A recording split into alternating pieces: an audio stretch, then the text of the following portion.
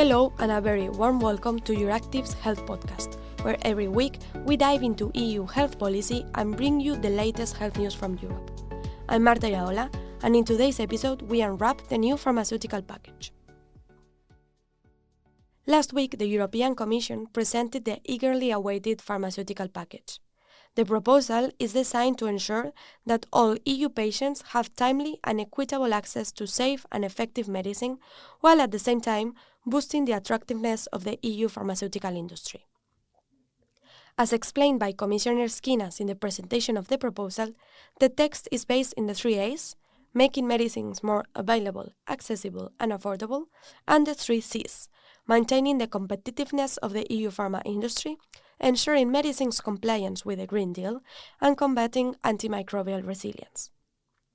This package also includes orphan drugs, pediatric medicines legislation, and, last but not least, a Council recommendation to step up the fight against antimicrobial resistance, also known as AMR.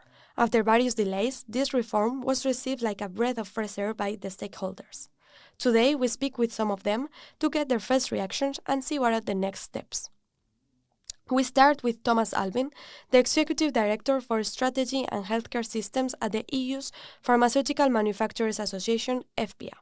He explains what are the main aspects of the package for his association.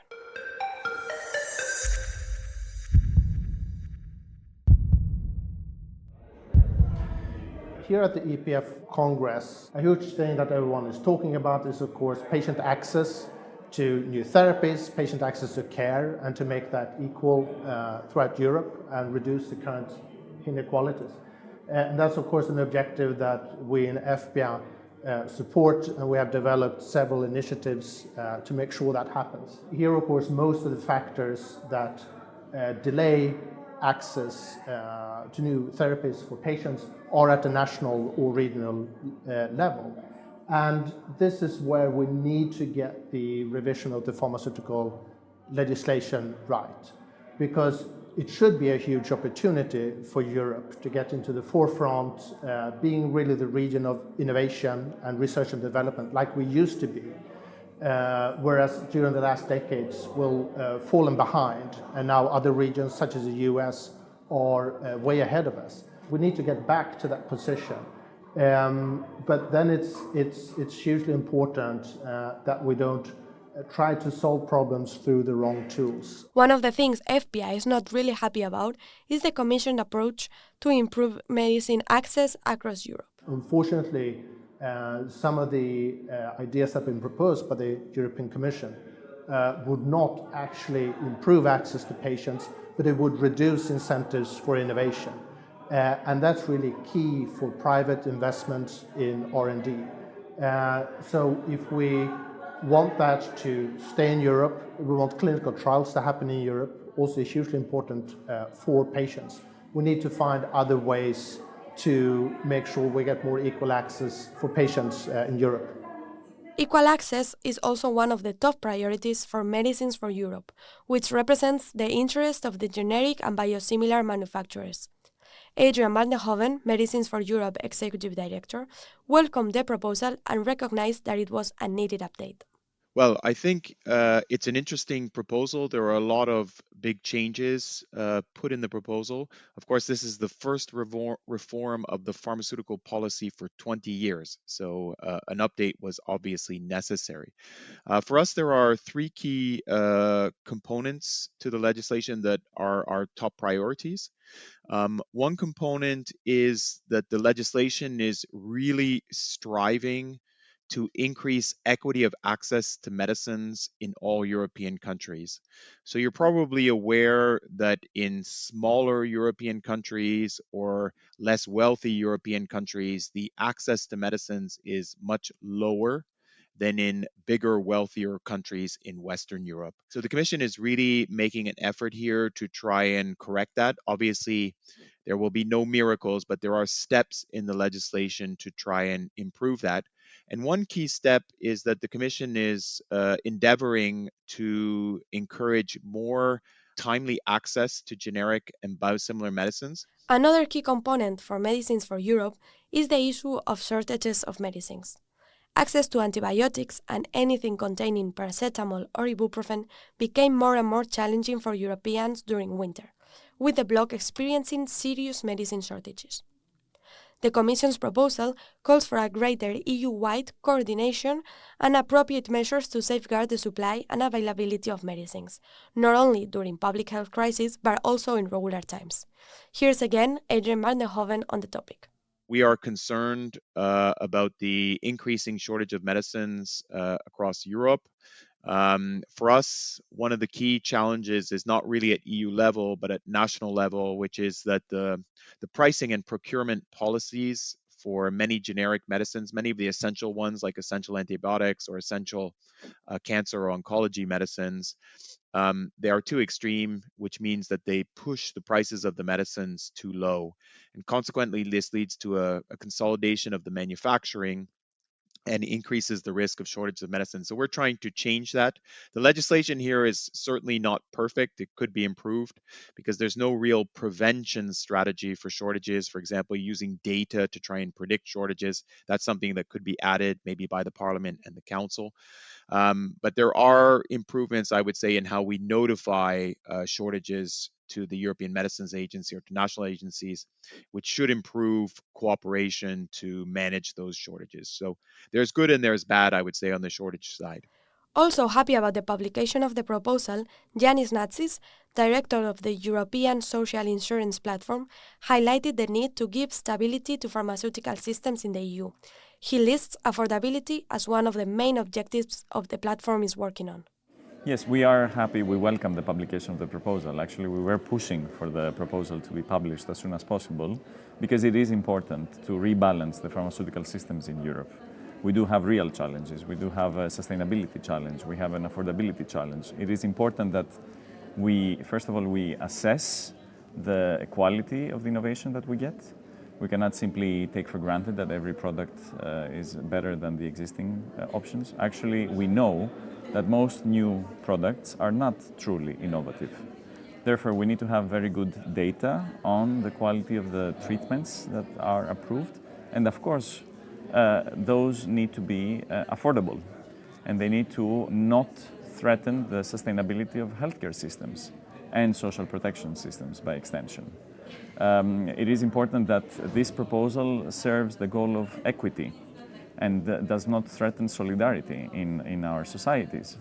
Therefore, it is important that, and the negotiations will be lengthy, that we know, but it is important that we all, and I think all stakeholders, prove that they shoulder the burden of responsibility that corresponds in this social contract that we have. We are of the opinion that we should not get to the point of having to choose because of the excessive prices or some aggressive pricing strategies when it comes to some products, that we have to choose between innovation or solidarity. This is a very painful dilemma that I think nobody wants to have to deal with. The pharmaceutical industry is very diverse and varies between countries in the European Union. To incentivize pharmaceutical innovation and enterprise in Europe, the Commission proposes simplifying the regulatory framework for the development of new medicines. As an important aspect of innovation, the Commission aims to regulate orphan medicinal products, which are the ones addressed to diagnose, prevent, or treat rare conditions, those affecting 5 in 10,000 people or less. The term can also refer to medicines unlikely to be the source of enough profit to make up for research and development costs. You know, pharmaceuticals is a very diverse landscape. We need to have proper, robust competition. And why? Because competition means better and more options, treatment options. It means sustainable healthcare systems. It means that you have a better and a more level playing field within the sector. It's not only about the big pharmaceutical companies, but it's also about the smaller ones, the medium-sized ones. So it is important that we, through also the legislation, we nurture this very diverse landscape. On another point, yes, we would like to see stricter conditions when it comes to the orphans legislation. There, I think the proposal could have been better, taking into account the problems that we've seen over the past 20 plus years since the introduction of the orphans legislation in Europe. There it is important because we have an explosive mix of products coming onto the market with, I would even dare to say, poor data sets or incomplete data sets, but with very, very high prices. So it is important that we know what are the products, how do they work for the patients, the products that we reimburse, and the products that we are prescribing also, the healthcare professionals, not us. But we need to have sufficient information, and we need to make sure that we get all the data necessary on these treatments. Another controversial aspect of this regulation is the introduction of transferable exclusivity vouchers to encourage the development of new antibiotics. Milka Sokolovic, Director General of the European Public Health Alliance, welcomes the proposed measures to prevent shortages. However, she advocates for another solution to incentivize research and development of novel antibiotics, different from the vouchers. We actually call for a balanced debate so that this legislation gets adopted in such a way that it serves the needs of all people and across the European Union. More specifically, we welcome the transparency obligation on public funding in research and development. We very much welcome the measures to prevent, monitor, and mitigate shortages. And also we like the approach and modulation to the incentives. And we believe it's a good starting point.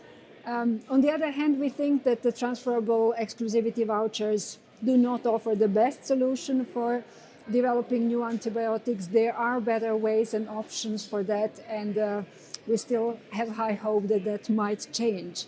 And in that sense, EFA and our members and partners really call on the Parliament and the Council of Ministers to ensure that their further discussions address the 4 key priorities, and they include preventing, monitoring, and mitigating the impacts of medicine shortages, as I mentioned, also ensuring equal access to affordable treatments across the European Union, to ensure that the new legislation provides transparency in the costs to taxpayers and health systems, and finally, importantly, to address the antimicrobial resistance crisis in an affordable way.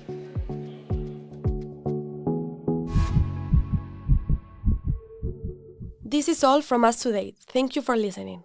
A friendly reminder that if you enjoy listening to our podcast, you can also subscribe to our newsletter that comes out also on Wednesdays.